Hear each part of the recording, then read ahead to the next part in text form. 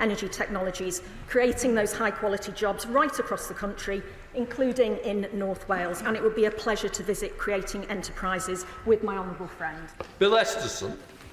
My right honourable friend mentioned the exciting opportunities from offshore wind for the people and economy of Wales. Can she tell the House about the discussions that she and her Cabinet colleagues have had with the Crown Estate about maximising the benefits of the opportunity? Thank you, Mr. Speaker. The new innovative partnership between Great British Energy and the Crown Estate, we believe, will leverage up to £60 billion of private investment into the UK's drive for energy independence. And I'm delighted that the Crown Estate has today published plans to bring an additional 20 to 30 gigawatts of offshore wind to market by 2030. This is excellent news for Wales's clean energy ambitions, particularly for floating offshore wind in the Celtic Sea. And I recently met the Energy Secretary and separately the Crown Estate to discuss how this new industry can deliver jobs and growth across Wales. Henry Tufnell.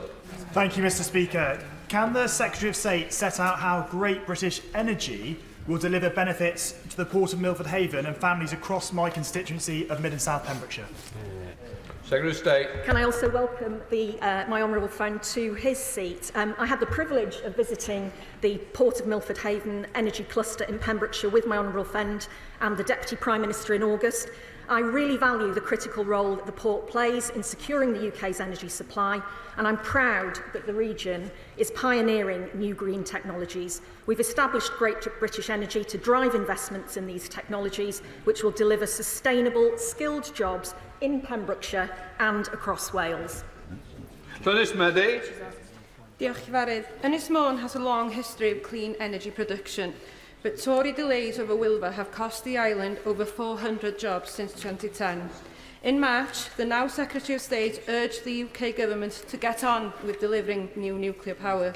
Now she's in power, will she back those words with a concrete plan? Can I welcome the Honourable Lady to her place, and just to say that our manifesto commitment to deliver new nuclear in places like Wilfa stands. We will do that, and this government has now completed purchase of the Wilfa site, as she knows. We will end over a decade of inaction by the previous government on nuclear power as part of our wider plans to get Britain building again. Secretary John Lamont. Thank you, Mr. Speaker. Can I start by congratulating the new ministers on their appointments. The last Conservative government spearheaded various clean energy schemes for Wales, including the Celtic Freeport, which has the potential to create more than 10,000 green jobs. So will the Minister join with me today in recognising the last Conservative government led the way in delivering clean energy projects for Wales? Does she also recognise that the Welsh Government has to play its part too? And lastly, can the Minister outline what specific discussions she has had with the Welsh Government for their own plans to support clean energy projects in Wales? Secretary of State. Can I thank the honourable gentleman for his remarks? My colleague, the Secretary of State for Business and Trade, said immediately following the election that we do not intend to make any changes to the existing Freeport commitments. I'm backing the delivery of the 2 Freeports in Wales, and I'm very pleased that with the involvement of the Welsh Government, we have fair work elements within those Freeports in Wales, which I fully support. Steve Bitherton. Number 2, please, Mr. Speaker. Secretary of State. Under my chairmanship, the Transition Board has moved from discussion to delivery. Last month, I announced £13.5 million for supply chain, skills and employability funds. I also announced our Business and Community Pledge Scheme, bringing together over 50 organisations in support of those workers who are affected. Steve Bitherton. I thank the Right Honourable Lady for beginning to deliver funds to support business confidence and provide a safety net for workers. Can she explain how these will support workers in practice who are dealing with great uncertainty? The 2 funds that have been announced are specifically for people in businesses and people working in the supply chain, because we know that they have already been affected by the uncertainty around the situation at Port Talbot. These will help people to retrain and reskill into new employment, and for the businesses it will help them to diversify and go into new markets if they are the primary customer of Tata Steel. I think it's grouped as well, Secretary of State, isn't it? I do apologise, Mr. Speaker. No problem. So I will answer question 5 as well. That's great. Jessica Morton. Thanks, Mr. Speaker. And I know my right honourable friend will serve Wales admirably in her new role. Lamwales Steelworks in Newport is a key strategic site, manufacturing world-class automotive steel and more. There's so much potential in the site, and I know we all await this statement later, but can the Minister outline what she's been doing alongside the Department of Business to secure future investment in Llanwern as part of ongoing discussions with Tata? Secretary of State.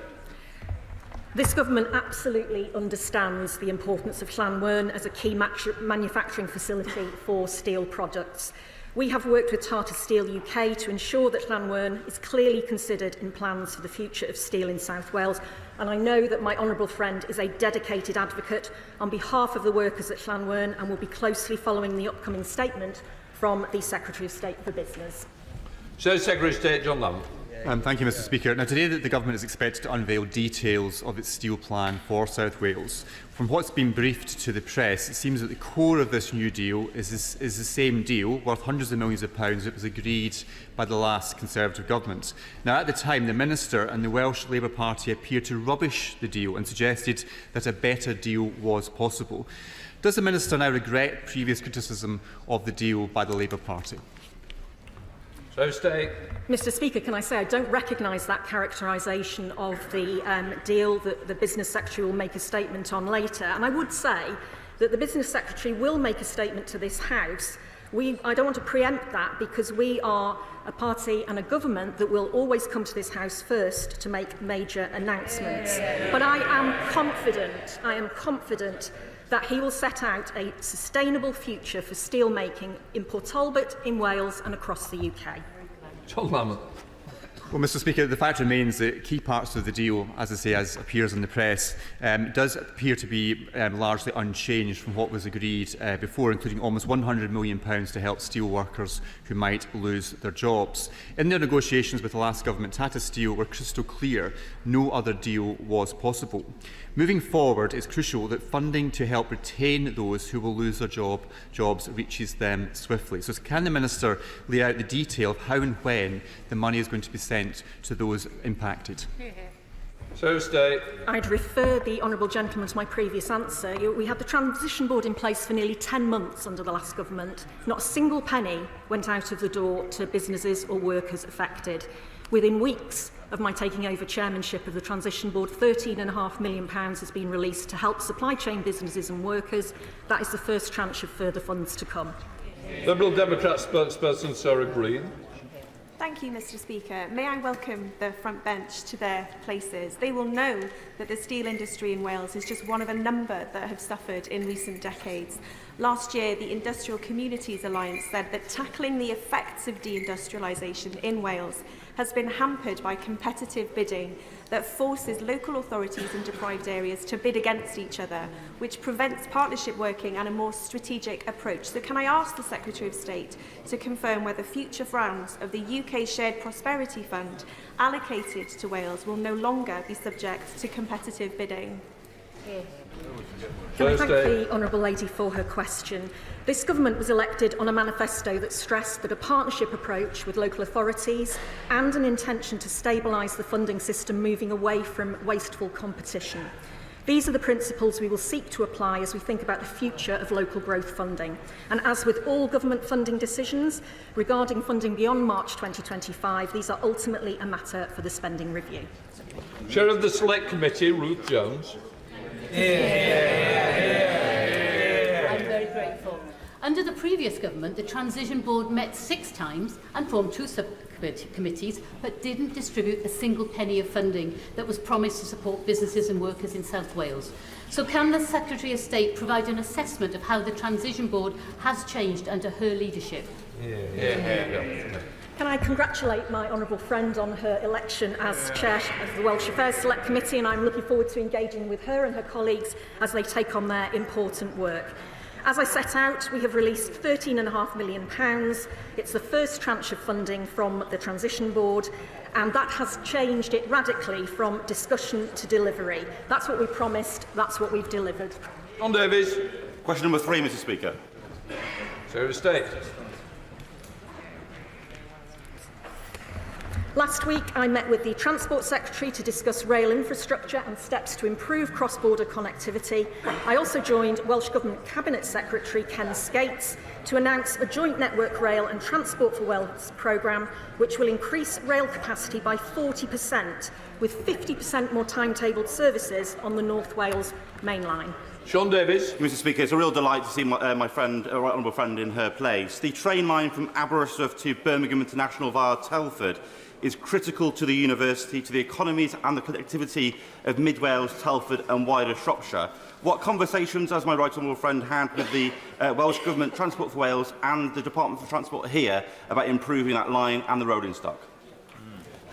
I agree with my honourable friend that the Cambrian line provides an important connection to and from Aberystwyth University, and it plays a key role in supporting cross-border connectivity for the people of Mid Wales and beyond.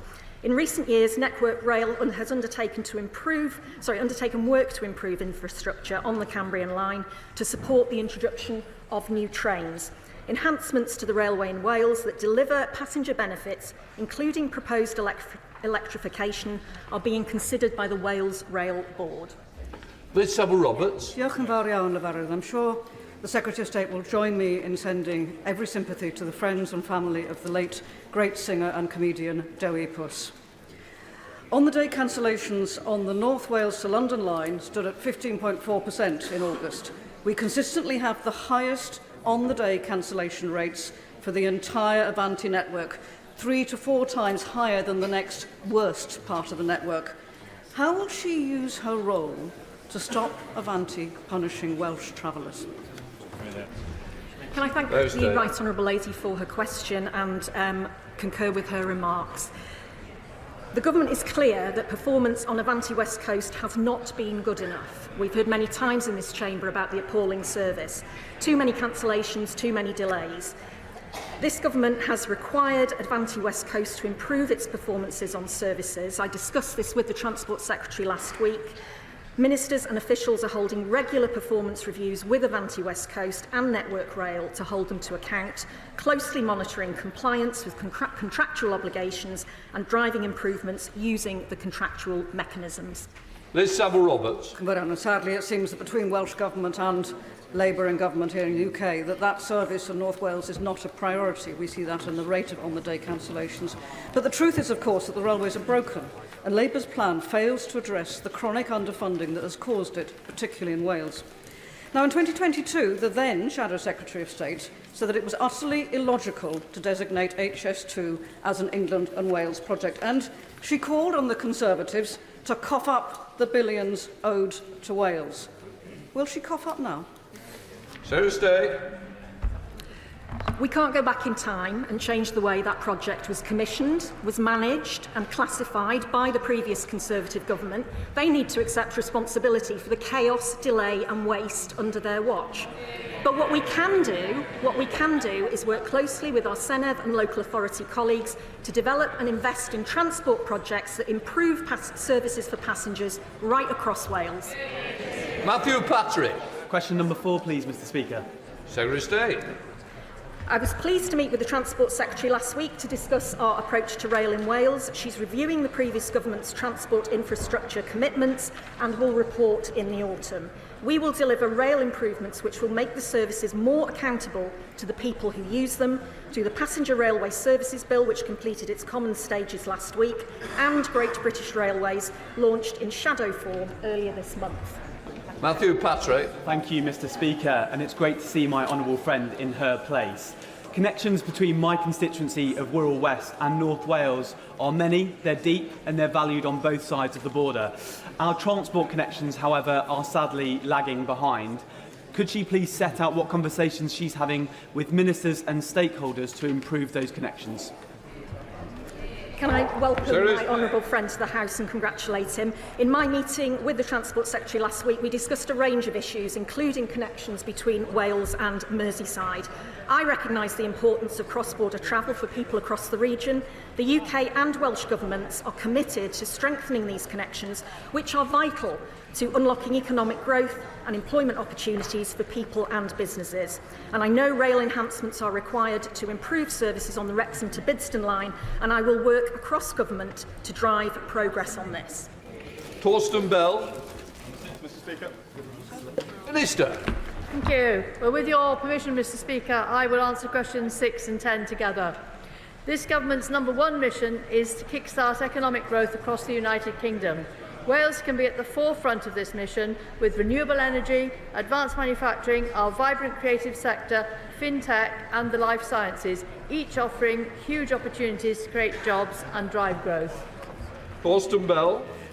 Can I thank the Minister for her answer and congratulate her on her appointment. Welsh universities are central to economic growth in many of our communities, but these are difficult times. Swansea University has already seen 200 voluntary redundancies and many more are happening across Wales, and our universities are affected by decisions of the Welsh Government as well as those of the UK Government. So can the Minister update the House on how the two governments will work together to nurture these crucial institutions? Minister.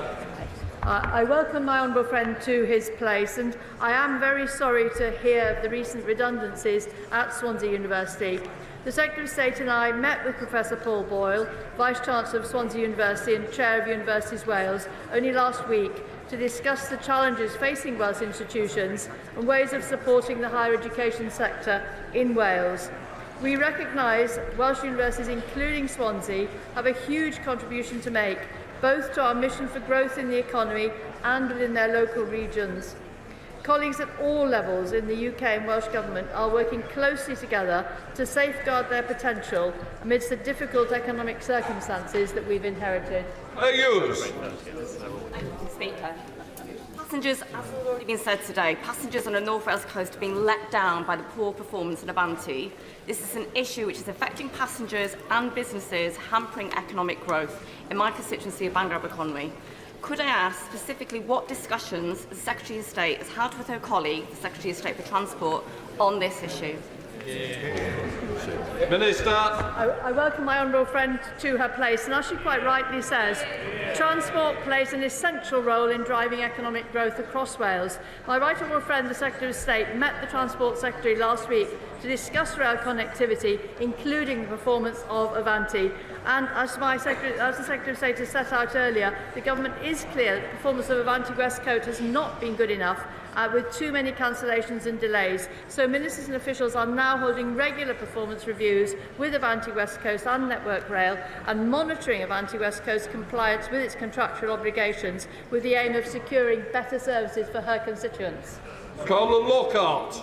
Mr. Speaker, one of the biggest contributions to economic growth is the agri-food sector, with today being Back British Farming Day. Will the Minister agree with me that farmers, whether they be in Wales or Northern Ireland, need the support of this government to ensure they reach their full potential to contribute to economic growth?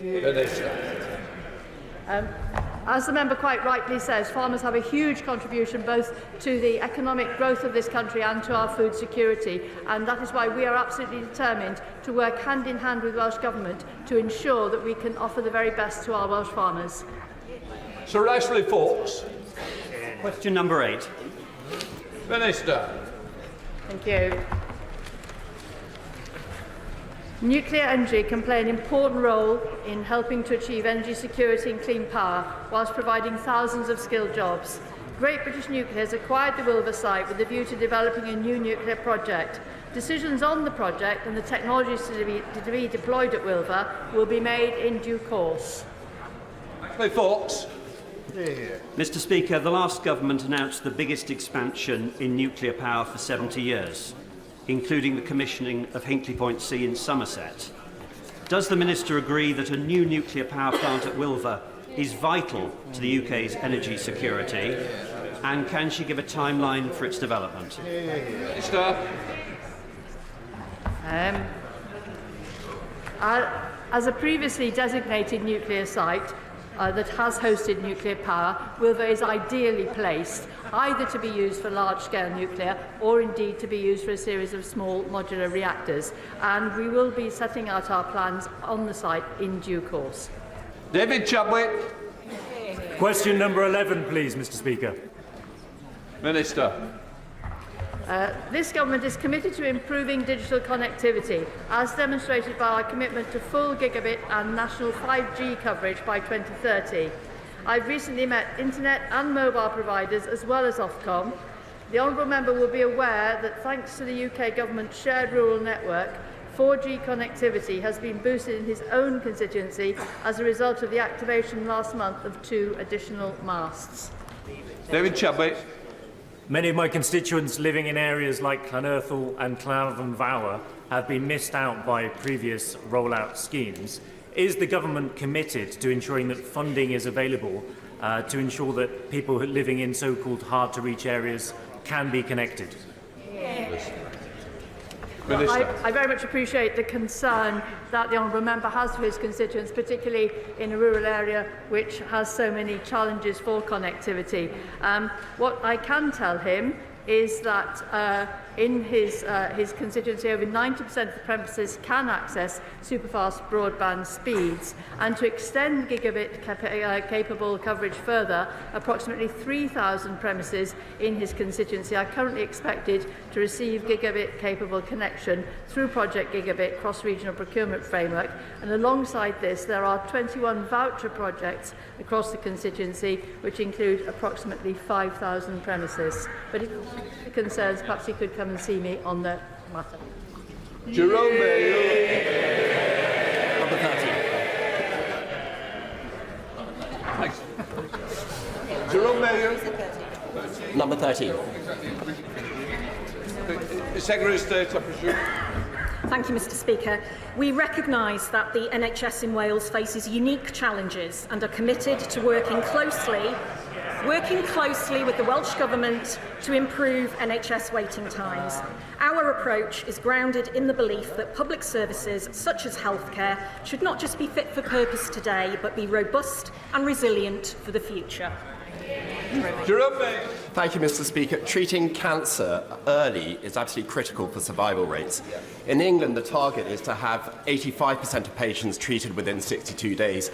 Now, in Wales, that target is more generous. It's just 75%, and yet it has never been achieved. The current rate is an appalling 56.7%, much worse than the equivalent figure in England. So why is it that Welsh Labour is underperforming England, and is it really still the blueprint for government? Secretary of State. More people in Wales have been told that they don't have cancer than ever before, and that's good news. Performance increased against the 62-day target for treatment in June compared to the previous month. And over the last 2 years, the number of patients waiting longer than 2 years has reduced. Average waits for treatment remain steady. We now come to Prime Minister's questions. Torsten Bell. Number 1, Mr. Speaker. Prime Minister. Thank you, Mr. Speaker. This weekend we remembered the late Queen and her enduring legacy of service and devotion to our country. And I was proud to announce a new national monument located at St James's Park to honour her memory. And I know the whole House will join me in sending our best wishes to the Princess of Wales as she completes her treatment. Mr. Speaker, this afternoon we'll introduce the Renters' Rights Bill. After years of inaction, this government will oversee the biggest levelling up of renters' rights in a generation, and I urge the whole House to get behind it. And later this week I'll visit Washington to meet President Biden for a strategic discussion on foreign policy. Mr. Speaker, this morning I had meetings with ministerial colleagues and others. In addition to my duties in the House, I shall have further such meetings later today. Torsten Bell. Thank you, Mr. Speaker. Back in the 1990s, the Conservatives claimed that the minimum wage would cost 1 million jobs. Instead, low earners have seen the fastest pay rises year after year, with no effect on employment. Year after year, which they oppose.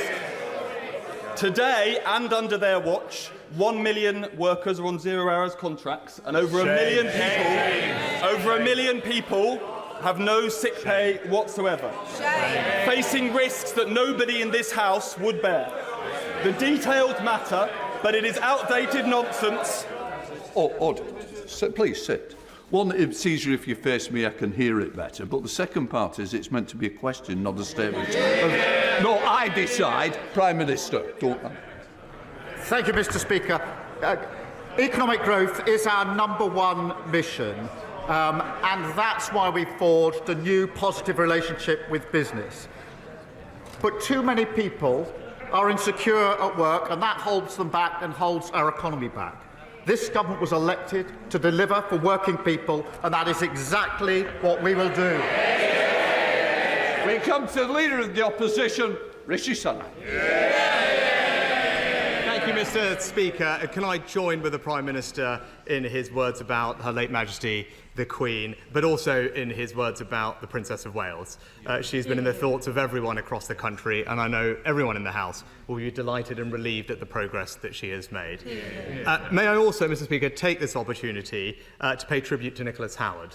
This is his last Prime Minister's questions after supporting 8 consecutive Prime Ministers through these sessions. Never my favourite part of the week, but his commendable service made it far more manageable. Mr. Speaker, yesterday Labour MPs voted to remove the winter fuel payment from over 10 million British pensioners, including those with just £13,000 of income. With that decision debated and made, it is now important that the House understands the full consequences of the government's choice. So can I very specifically ask the Prime Minister, will he now publish the impact assessment before the House rises? Prime Minister. Mr. Speaker, the fact of the matter is this. They left a £22 billion black hole. Hid it from the OBR. Richard Hughes is absolutely clear. It's the largest year-ahead overspend outside of the pandemic. Now, of course, when it comes to mitigations and impacts, we put those in place. Ramping up pension credit, dealing with housing benefit and linking it, something the party opposite didn't do for years. And because of the tough decisions that we're making to stabilise the economy, we can make sure that the triple lock shows that increases in pensions will outstrip any loss of payments. But before he complains about us clearing up his mess, perhaps he'd like to apologise for the £22 billion black hole. Mr. Speaker, this has got... Mr. Speaker. I want to hear the question. Mr. Speaker, when I was in government, I delivered record increases in the state pension. We protected the winter fuel payment and we gave pensioners cost of living benefits. He's the one that's taking money away from pensioners on £13,000, Mr. Speaker. But this has got nothing to do with the public finances. His own Chancellor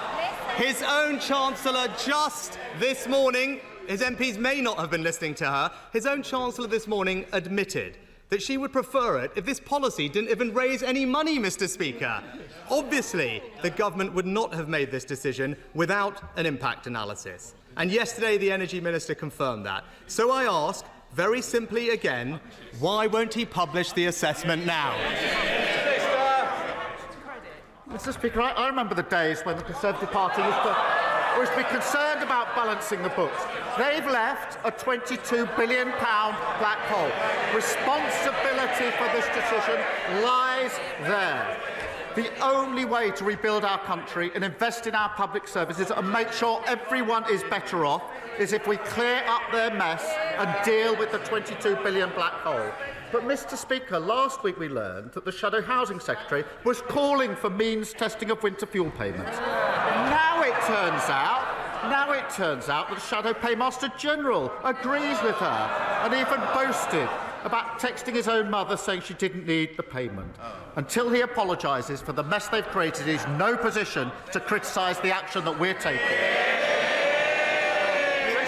Mr. Speaker, they're shouting now, but those arguments didn't even convince 50 of his own MPs, who suddenly found that they had urgent business elsewhere yesterday, Mr. Speaker. But we know why he's hiding the impact assessment. The Labour Party's own previous analysis claimed that this policy could cause 3,850 deaths.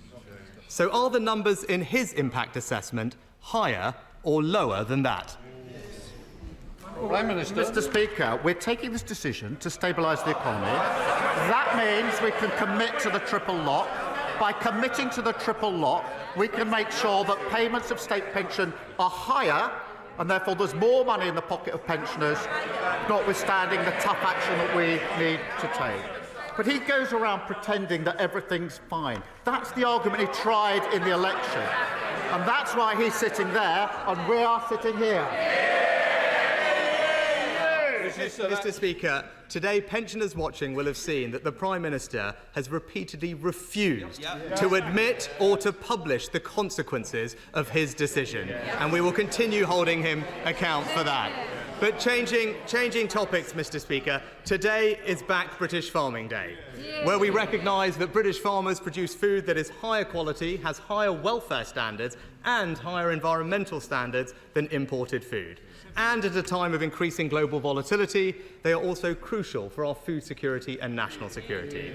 Can he therefore confirm, whether he will be adopting the NFU's recent proposal to enshrine a national food security target in law? Prime Minister.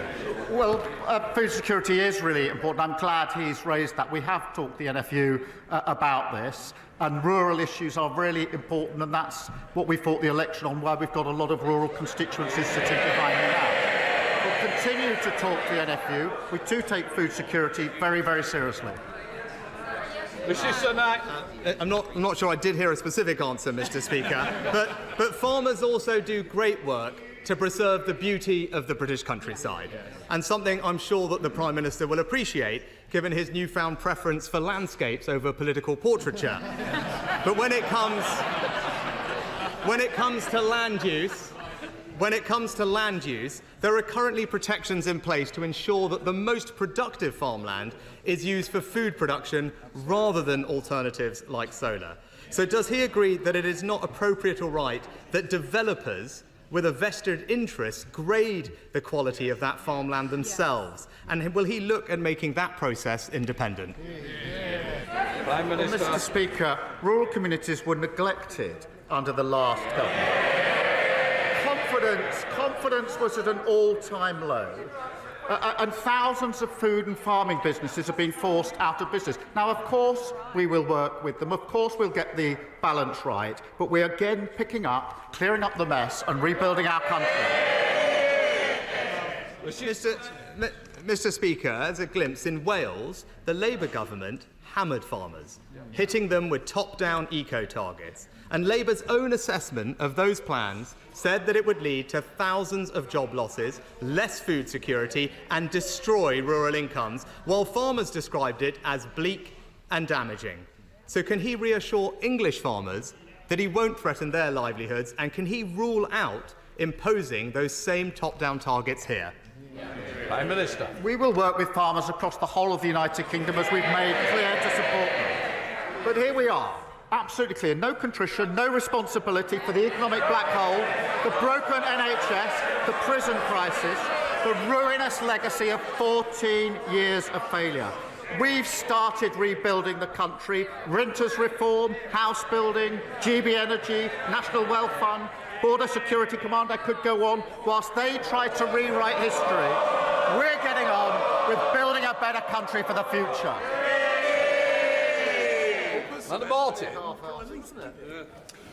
Thank you, Mr. Speaker. I'm sure the whole House will firstly join me in paying our respects to Lieutenant Rodri Lyshan, who tragically passed away last week. My thoughts are with the family, loved ones, HMS Queen Elizabeth crew during this very difficult time. Mr. Speaker, housing in Portsmouth is in dire straits.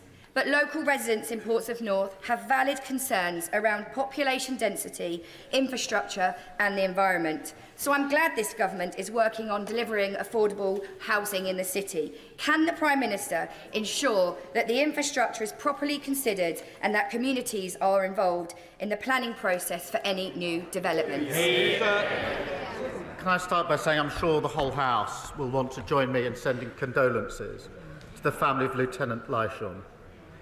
I agree with her on the desperate need for affordable housing, and that's why we're going to deliver the biggest social and affording housing uplift in a generation. We will get Britain building again 1.5 million houses because the dream of home ownership was snuffed out under the last government. We now come to the leader of the Liberal Democrats, Sir Ed Davey. Thank you, Mr. Speaker. Can I associate myself and my party with the comments made earlier by the Prime Minister about our amazing late Queen, and also join him in sending our best wishes to Her Royal Highness, Princess of Wales. I don't think anyone could have not been moved by her powerful video, and we hope that she'll make a full and speedy recovery. When it comes to fighting cancer, we know all too well that every day counts.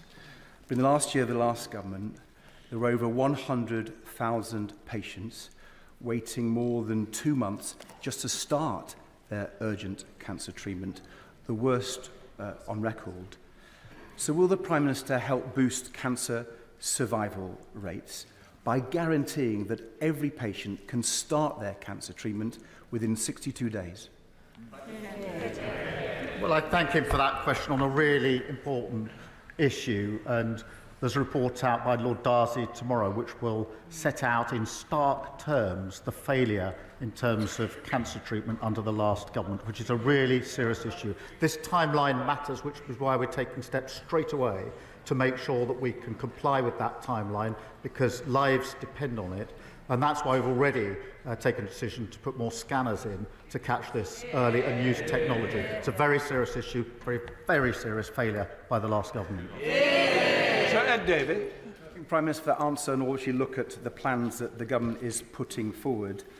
Last night, Liberal Democrats voted against the withdrawing of winter fuel payments. We believe it's just wrong to balance the books by removing the support from pensioners.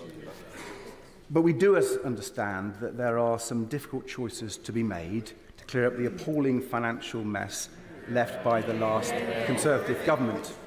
One of the many reasons for that mess was the Conservatives prioritising tax cuts for the big banks, costing £4 billion a year. They pay more tax.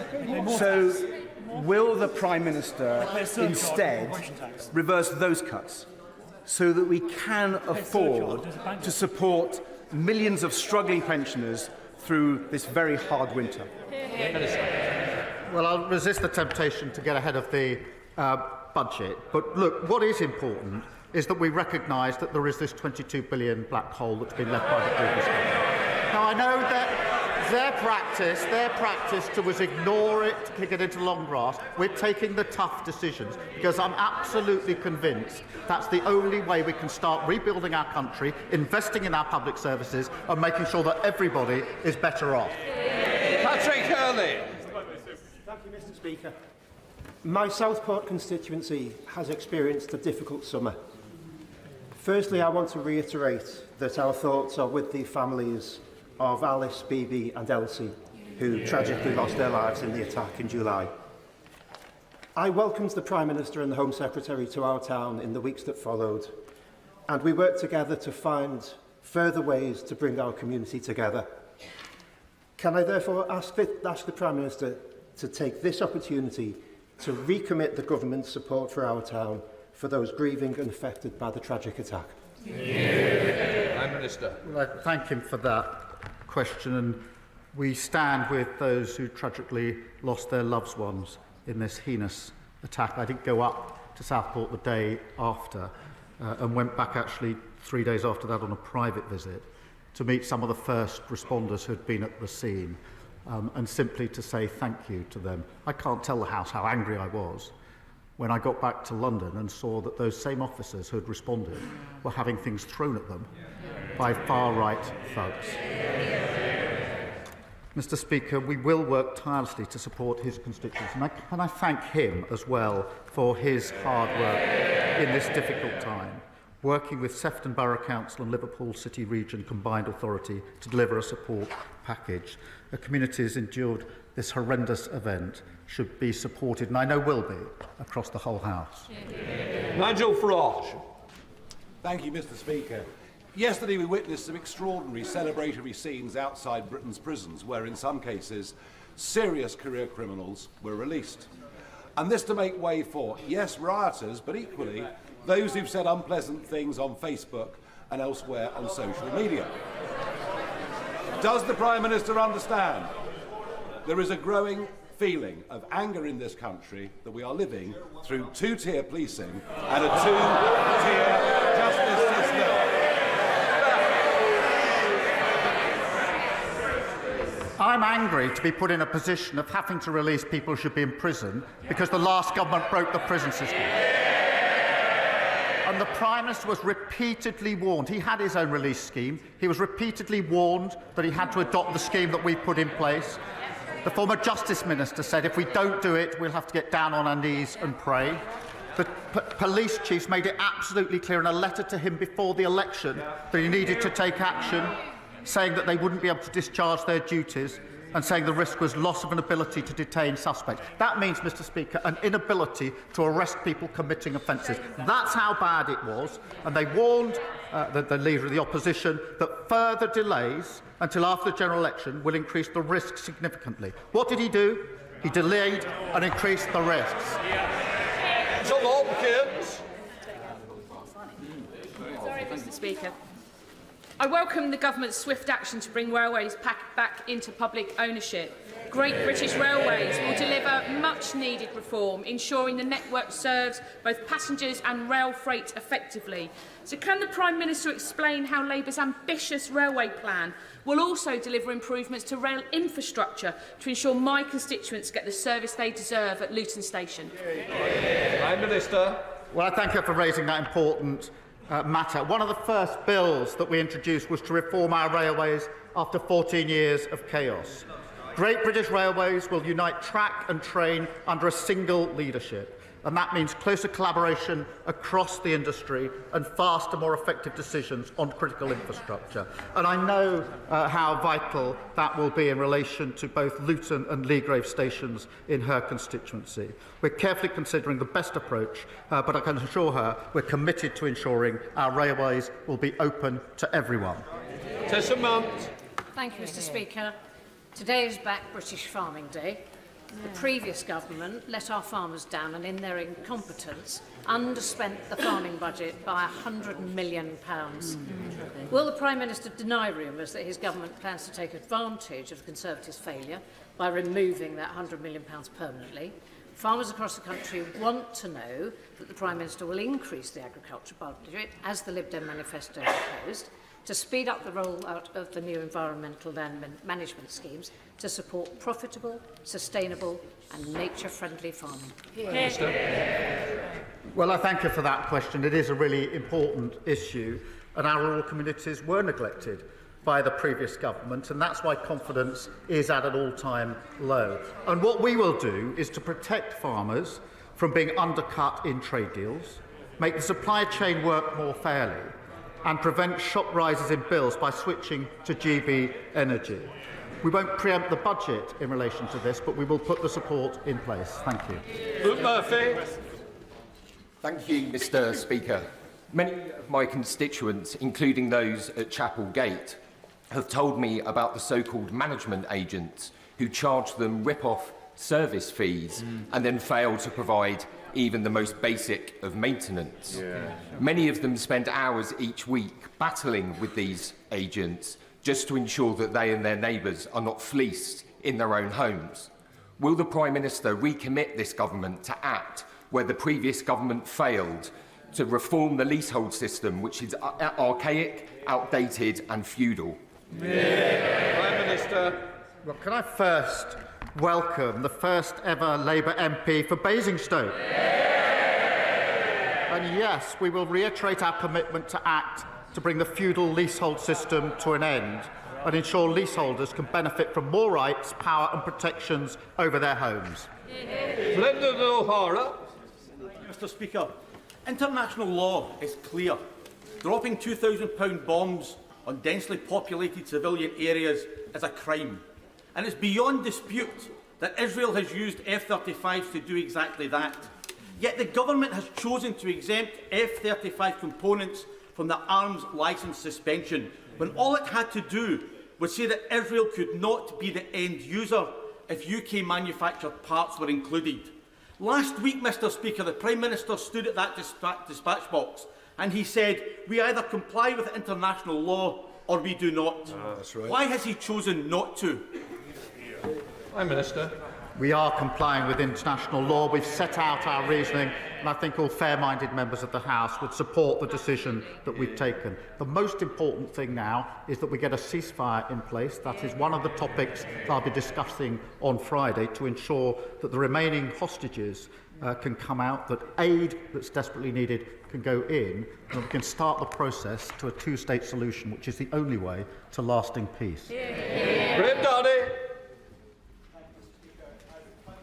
Fife has a proud defence heritage, and in my constituency of Dunfermline and Dollar, that continues with the dockyard at Rosyth constructing Type 31 frigates for the Royal Navy, along with a local supply chain of local SMEs.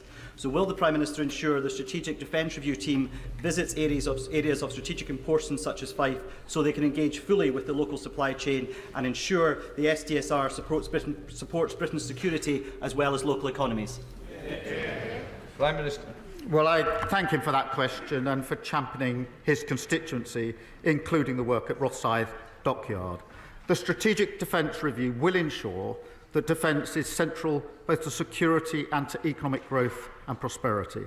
The review will consult widely, including across the devolved nations, and I know the reviewers recognise the strategic importance of constituencies like his. And I will ensure that he gets the chance to meet the relevant minister to discuss the particular issues in his constituency.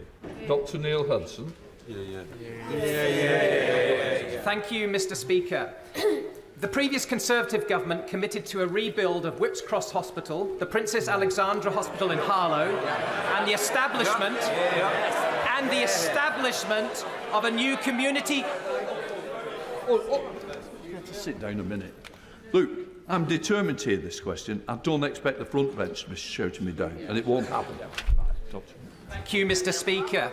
The previous Conservative government... Trying to join in again? Thank you, Mr Speaker. The previous Conservative government committed to a rebuild of Whipps Cross Hospital, the Princess Alexandra Hospital in Harlow, and the establishment of a new community diagnostic centre at St Margaret's Hospital in Epping. Will the new Labour government honour these commitments and progress these projects in full, which are so vital to improving the health services needed by my constituents of Epping Forest? And if it helps the Prime Minister at all with his answer, these services will also help some of the constituents of his Health Secretary just next door in Ilford North. Prime Minister. Well, look, he's right to champion the hospitals in his constituency, quite right to do so. The problem with what the last government promised was this. They promised 40 new hospitals. The problem is there weren't 40, they weren't new, and many of them weren't hospitals. So we need to review what we can do and put it on a sustainable, deliverable basis. But we will, and he's right to champion those in his constituency. Or are being built. And Lise Bidgley. Thank you, Mr Speaker. Last week, I met my constituent, Cheryl Corbell, mother of Olivia Pratt Corbell, the 9-year-old tragically murdered in 2022. Cheryl is campaigning for Olivia's Law, which would compel convicted criminals to attend court and face the judge and receive their sentence. Will my right honourable friend commit to supporting Olivia's Law and meet Cheryl to discuss how we can move this forward without delay? Prime Minister.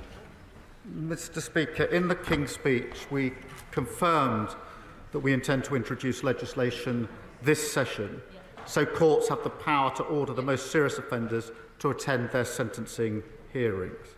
This is really important, and I know it's felt across the House, because to deprive victims and their families of seeing the sentencing exercise is to deprive them of justice. I will meet Cheryl. I have already met Cheryl and gave her the commitment last August that we would do this, and I repeat it again today, and I would just pay tribute to the campaign that she has led.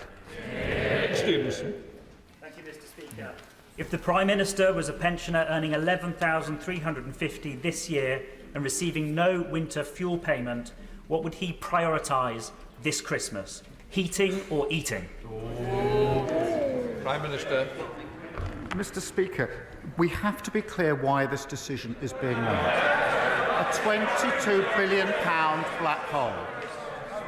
And the previous government would walk past these tough decisions, pretend it wasn't there, put it in the long grass. We're not prepared to do that. Because we're taking tough decisions, we can commit to the triple lock, and that means that the state pension will increase by more than any loss of the winter payment allowance. But I would just say this, the biggest impact on pensioners in recent years was when they lost control of inflation, when they allowed energy prices to go through the roof, and we went through a cost of living crisis. We're stabilising the economy to make sure pensioners never, ever have to live through that again. Mark Ferguson. Thank you, Mr. Speaker. Annabelle is 5 years old and lives in my constituency. She has high-risk neuroblastoma. Annabelle has endured 15 months of chemotherapy, high-dose chemotherapy, stem cell harvest, proton therapy, immunotherapy, hair loss, nasal feeding. Now she urgently needs the drug DFMO, not yet available in the UK. It must be administered within 90 days of the end of immunotherapy. 91 days is too late. Will the Prime Minister please meet with Annabelle's parents to discuss the life-saving care that she needs? Prime Minister. Can I pay tribute to Annabelle for her incredible bravery and understand how important it is that cancer patients are able to benefit from rapid access to effective new treatments. The manufacturers of this drug have applied for a UK licence through Project Orbis, which allows the rapid review and approval of new cancer treatments. And we'll ensure that process is completed as quickly as possible. And I will also ensure that the Health Minister does set up the meeting that he's asked for. Dame Harriet Ball. Thank you, Mr. Speaker. I thought that socialism was about taxing those with the broadest shoulders in order to help the most vulnerable. But it appears that Starmer socialism involves scaring those with the broadest shoulders out of the country while taking away the winter fuel allowance of frail 90-year-olds living in drafty homes. Will the Prime Minister apologise to my shivering constituents for his personal choice? And will he reverse this chilling decision? My choice is to stabilise the economy after 14 years of failure. And I'll tell you for why. Because when a government loses control of the economy, it's working people who pay the price, and I will not let that happen under a Labour government. Paulette Hamilton. Thank you, Mr. Speaker.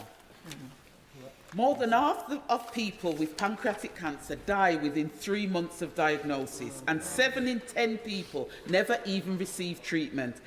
Every 2 minutes in the UK, someone is diagnosed with cancer. But for those diagnosed with the least survivable cancer, time has too often already run out. I'm really proud of the Labour government's commitment to our NHS, but will the Prime Minister now commit to reviewing a long-term cancer strategy so we can improve diagnosis and treatment rates in this country? Prime Minister. I thank her for raising this important issue, and it's obviously the second time it's been raised in this session. I'll have a lot more to say tomorrow when I deal with Lord Darcy's report. I pay tribute to her tireless campaigning, particularly in relation to pancreatic cancer. Cancer patients have been failed by the last government, waiting far too long for diagnosis and treatment. We'll get the NHS catching cancer on time, diagnosing it earlier and treating it faster, so more patients survive this horrible set of diseases.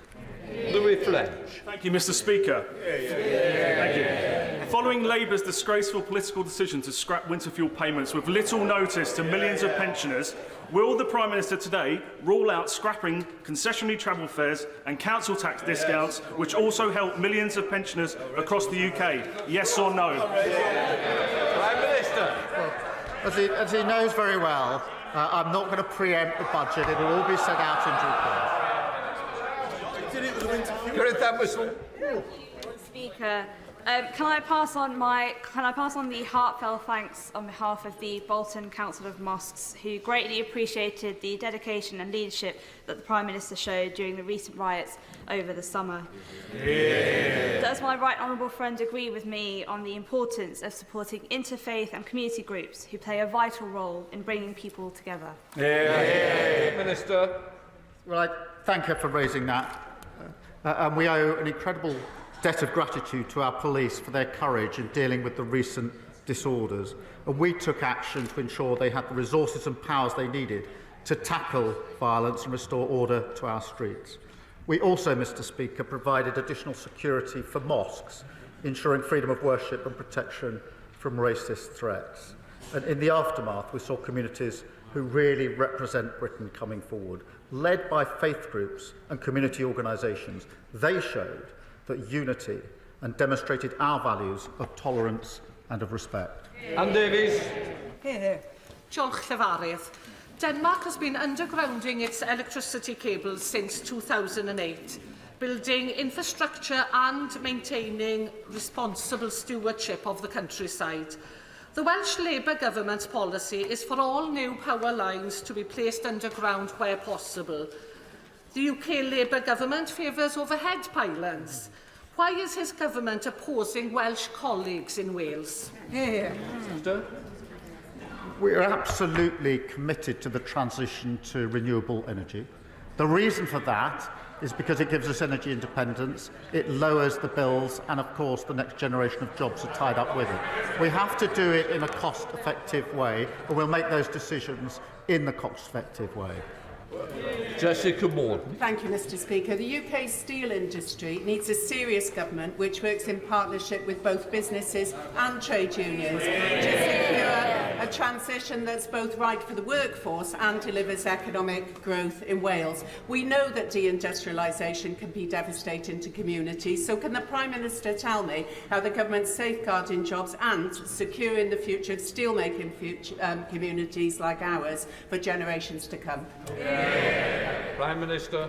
We're taking every step we can in relation to the steel industry because it's vital that we give it the support that it needs. We need steel in this country. We need steel made in this country. And our plans and our missions mean we're going to need more steel, not less. And it's the duty of the government to ensure jobs and communities and people aren't ignored in the transition and that jobs are protected. And Mr. Speaker, I can say the Business Secretary will provide an update to the House this afternoon. Ollie Glover. Thank you, Mr. Speaker. Oxfordshire has seen a huge amount of population growth in recent years without the infrastructure to match. A new railway station on the Great Western Main Line between Didcot and Swindon, Grove and Wantage, would help to reduce traffic and improve access to both Oxford and London. Does the Prime Minister support investment in our railway, and would he meet with me to hear the case for a new railway station at Grove and Wantage? Prime Minister. Well, I thank the honourable member for raising this important issue, obviously very important for his constituents. And we are committed to putting passengers at the heart of our railways. Great British Railways will work closely with regional government mayors